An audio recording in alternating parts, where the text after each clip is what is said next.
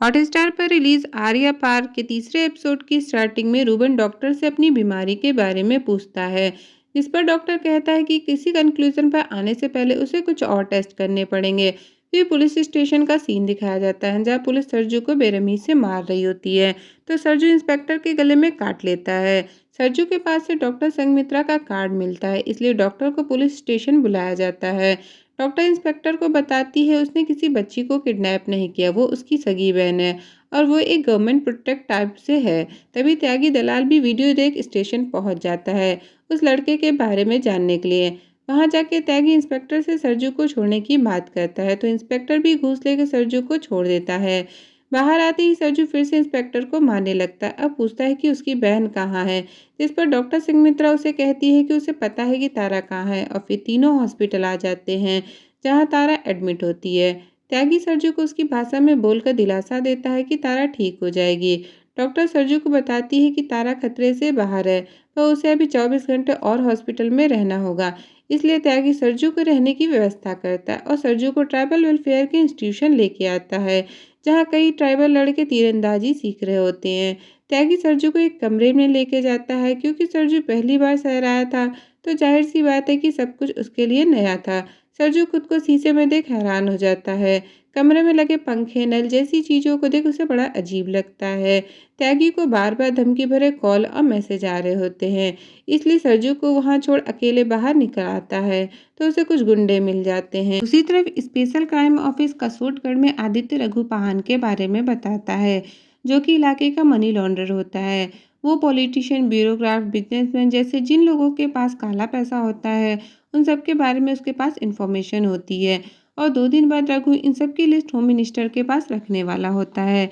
इसलिए आदित्य उसके दिल्ली जिंदा पहुंचने के लिए कड़ी से कड़ी सिक्योरिटी का इंतजाम करवाता है। वहीं उलाल त्यागी को गुंडे इसी रघु को मारने का प्लान बताते हैं कि जब रघु को प्राइवेट जेट से कसोटगढ़ से दिल्ली ले जाया जाएगा तभी मौका मिलेगा उसे मारने का। साथ ही धमकी देते हैं कि अगर ये काम पूरा न हुआ तो मरने के लिए तैयार रहना। उधर आर्चरी कैंप में रात में सरजू फील्ड में आता है, जहां वो तीर कमान चलाता है। तभी उस आर्चरी का मास्टर आ जाता है, जिसे देख सरजू फौरन वहां से भाग जाता है। सुबह मास्टर उलाल त्यागी को सरजू का कारनामा दिखाता है कि उसने रात के अंधेरे में भी सारे तीर गोले के अंदर निशान लगाए हैं। इसलिए हमें अपने ट्राइब को रिप्रेजेंट करने के लिए सरजू को रखना चाहिए, ताकि देश का और हमारा नाम आगे बढ़ सके। ताकि सरजू से बात करने के लिए जाता है, पर सरजू सुबह ही डॉक्टर के साथ हॉस्पिटल निकल जाता है। हॉस्पिटल में त्यागी डॉक्टर से सरजू को शहर में रहने और आर्चरी कैंप ज्वाइन करवाने के लिए रिक्वेस्ट करता है, पर डॉक्टर मना कर देती है। इसलिए त्यागी खुद से सरजू से बात करने जाता है और कहता है कि मैंने तुम्हें रात में तीरंदाजी करते हुए देखा था, शहर में रहोगे तो खूब तरक्की करोगे। पर सरजू डॉक्टर के साथ ये कहकर वहां से चला जाता है कि ये मेरा घर नहीं है। जंगल में कबीले वाले धीरे धीरे बीमार पड़ने लगते हैं। सरजू ये देख हैरान हो जाता है। बगना जब सरजू को देखता है तो उसे पास आने से मना कर देता है और कहता है कि तुमने अपने गांव वालों के साथ विश्वासघात किया है। पर तारा को सही सलामत देख आश्चर्य हो जाते हैं। तब डॉक्टर गांव वालों से फिर से रिक्वेस्ट करती है कि वो सब कैंप चल के वैक्सीन लगवा ले। बगना और गांव वाले इस बात के लिए फाइनली मान जाते हैं और जाने के लिए तैयार हो जाते हैं। उधर रूबन ड्रोन कैमरे के थ्रू सब देख रहा होता है और दूसरे रास्ते से अपने लोगों को उनके गांव भेज देता है। कबीले वाले इंजेक्शन लगवाने लगते हैं। थोड़ी देर बाद रूबन भी उस कैंप में आ जाता है, अपनी संवेदना व्यक्त करता है कि मुझे बहुत दुख हुआ कि आपको तकलीफ हुई, पर खुशी हुई कि आप लोगों ने हमारी दवाइयों को लिया, और फिर कुछ खाने पीने का सामान देता है। पवना ये देख लेने से मना कर देता है और दवाई के लिए शुक्रिया कहता है। फिर रूबन कहता है कि आपके यहाँ ऐसी कई पेड़ पौधे जीव है जिनका उपयोग कर हम हमारी दुनिया के कई रोगों को ठीक कर सकते हैं, और उन्हें उनकी ज़मीन छोड़कर दूसरी जगह पहाड़ों पर घर और बाकी सुख सुविधाएं देने की बात करता है। मगना उसके इरादों को अच्छी तरह समझ जाता है, इसलिए उसे साफ साफ इनकार कर देता है और जाते हुए रूबन को जंगल की जड़ी बूटी देता है। पता नहीं कैसे, पर मगना रूबन की ब्लड वाली बीमारी को समझ जाता है। रूबन अपनी बीमारी के बारे में जान शॉक्ड हो जाता है और वो पत्ते लेकर वहां से चला जाता है, पर जाते हुए अपने आदमियों को कबीले वालों पर फायर करने को कहता है। यहाँ से तीसरा एपिसोड खत्म होता है। चौथे एपिसोड में फायरिंग से बहुत से कबीले वाले मारे जाते हैं।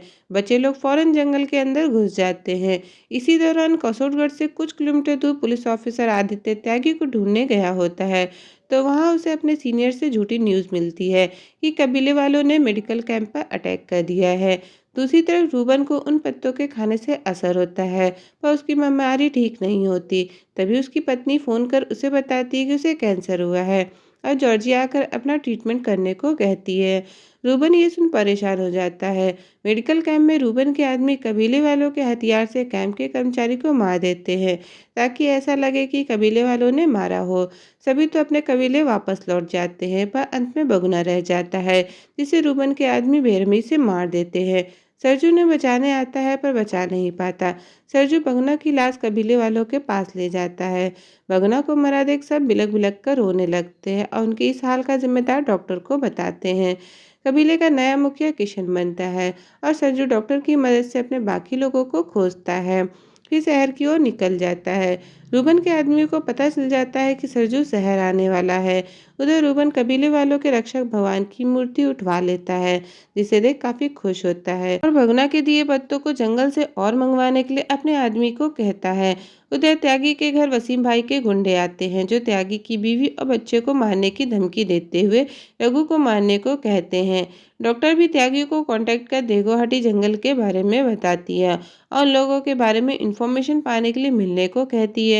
त्यागी सरजू को बताता है कि उन सब लोगों को जानता है, पर कुछ लोगों को मारने से काम नहीं चलेगा, तुम्हें सभी को मारना होगा। ये कहकर सरजू त्यागी को वचन देता है कि वो सभी को मार डालेगा। रूबन के आदमी ऑन रोड सरजू को मारने के लिए तैयार रहते हैं, पर तभी पुलिस ऑफिसर आदित्य अपने साथी के साथ उस रास्ते से जाता है और उन्हीं से आगे का रास्ता पूछता है। शक होने पर आदित्य उनसे पूछता है कि यहाँ क्या चल रहा है, तो रूबन का आदमी झूठ कहता है कि हम लोग प्राइवेट सिक्योरिटी वाले हैं और ड्रिल कर रहे हैं। इस चक्कर में स्नाइपर सरजू को मार नहीं पाता और जैसे ही आदित्य मुड़कर जाने लगता है, सरजू पाइप के थ्रू उस आदमी को नीचे घसीट लेता है जिसने भगना को मारा होता है। यहाँ से चौथा एपिसोड खत्म होता है। आगे की स्टोरी जानने के लिए चैनल को सब्सक्राइब करना ना भूलें।